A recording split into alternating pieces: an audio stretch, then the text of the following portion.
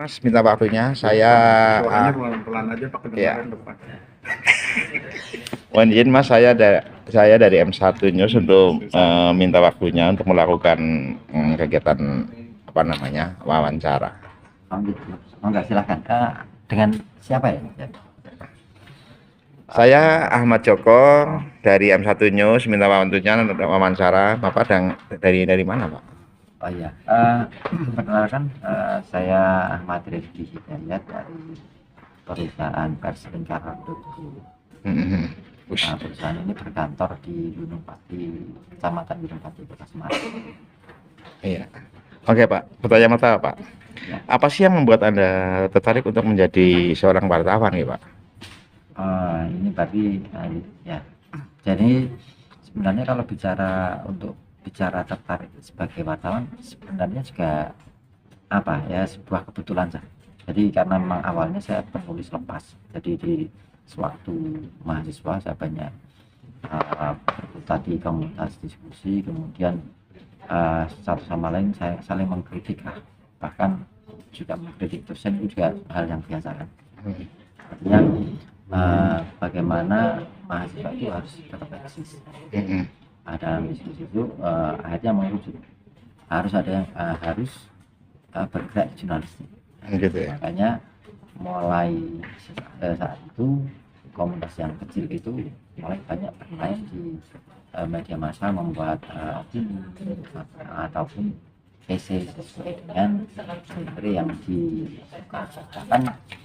Ini juga menjadi nilai tawar tersendiri ya ketika saat itu, misalkan lah ketika dosen memberikan kritik terhadap mahasiswa, persoalan makalah kok menulisnya begini, kenapa mahasiswa kok nggak bisa menulis opini seperti standar di media. Nah, itu malah bisa jadi perang bagi dosen kalau sampai bicara gitu. Karya saya sayang. Gitu ya. Oke. Karyawan ini. Ini selanjutnya Mas. Pengalaman yang paling berkesan selama Anda bertugas sebagai wartawan apa Mas? Dalam wartawan ini sebenarnya ada banyak ya. Satu berkaitan dengan pembuatan lokalisasi, terus persoalan terorisme, itu yang paling berkesan. Terutama yang persoalan terorisme. Mas, pernahkah Anda itu menghadapi situasi dalam peliputan ini ya, menghadapi situasi sulit atau berbahaya saat meliput berita? Bagaimana cara Anda menghadapinya waktu itu, Mas? Untuk di kejadian aksi teror ya, kejadian aksi teror ini memang di Semarang kan kebetulan tidak ramai dalam artian sampai terjadi suatu peristiwa. Tapi ini yang saya angkat waktu itu adalah suara dari beberapa komunitas seperti FKUG, FKPD Jawa Tengah. Itu yang biasa saya angkat seperti narasumbernya itu. Satu lain ya, yang paling berkesan dari aksi teror ini adalah persoalan dulu waktu ada masih Roh Panji Syariah. Nah, itu yang dilakukan oleh saudara kita dari sebuah ormas yang sekarang dilarang oleh pemerintah kan. Dan topik apa nih Pak? Topik apa yang paling senang apa namanya yang paling Anda nikmati untuk diliput? Ini harus dinikmati juga topiknya ya. Yang paling dinikmati apa topiknya nih? Bertanya. Berbicara tantangan itu yang tadi. Iya. Sekarang topiknya sama persoalan disabilitas. Tapi yang paling dinikmatikannya bisa bicara jurnalistik wisata. Ini yang lebih enak. Enjoy. Lebih mantap. Kemudian Udara segar ya. Apa ya? Pemandangannya juga oke ya. Bukan persoalan suasana ya. Jadi antara pengelola tempat wisata dengan penikmat wisata itu kan seringkali terjadi silang pendapat, di mana katakanlah seperti UND yang ada di Kota Semarang, pariwisata itu kan dengan pemerintah seperti apa? Sudah dijadikan persen roda atau roda, bagaimana dukungan mencari investasi? Oke. Oke, selanjutnya. Jadi saya dengan berbicara tentang BUMD, Mas ya. Pertanyaannya begini. Untuk memastikan bahwa berita Anda itu tetap objektif dan berimbang terkait BUMD. Padahal BUMD tersebut itu misalnya menjadi mitra panjenengan di media penyiaran, bagaimana, Mas? Kalau berbicara objektif tetap objektif. Kebetulan untuk yang BUMD ini kan kita tidak ada mitra. Oh gitu, tidak ada. Seandainya ini. Yang seandainya ya. Iya. Seperti yang Biar objektif ditanya seandainya. Dengan pro kontra antara mitra dengan masyarakat lah. Iya. Biasanya tokoh-tokoh politik. Sebenarnya malah saya lebih suka kalau ada persoalan itu, karena saya bisa mendapatkan informasi yang berimbang.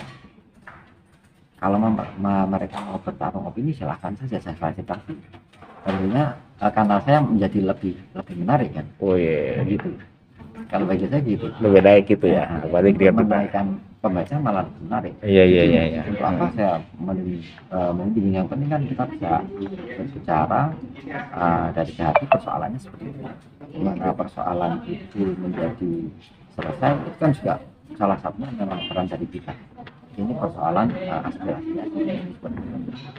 Bagaimana kebijakan dari pihak yang menjadi mitra kita untuk menyelesaikan itu biar lebih mudah, karena kadang biasanya lebih banyak ini pada tokoh-tokoh politik lah.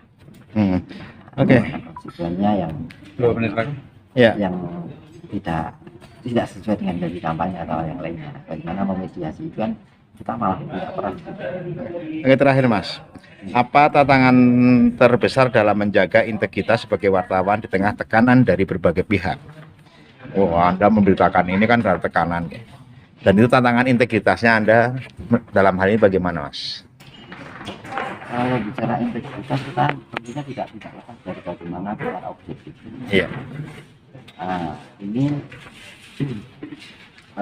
kalau yang sudah saya alami itu kan rata-rata kan kasusnya kan politik. Iya. Jauh ini aman-aman saja. Jadi ya seperti yang saya sampaikan tadi, kalau mau ada malah senang. Saya bisa tempat saya bisa menjadi lebih ramai membaca. Orang menjadi ramai membaca gara-gara persoalan pro kontra.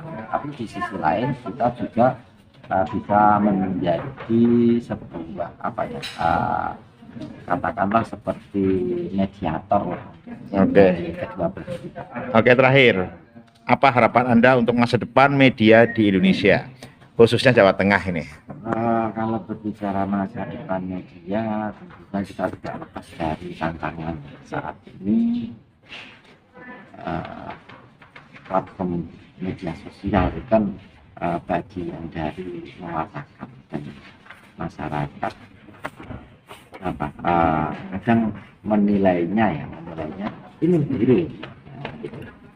Makanya menjadi kendala bagi kita, tantangan bagi kita bagaimana memberikan informasi yang bersifat itu juga menjadi sesuatu yang bisa dari kita menjangkau narasumber itu langsung bukan mengambil dari media sosial, karena hari ini yang sebenarnya menjadi tekanan dalam pikiran saya ini banyak sekali media yang memberikan komentar netizen itu sebagai headline, katakanlah hasil dari pilgub atau pilpres dan lain-lain.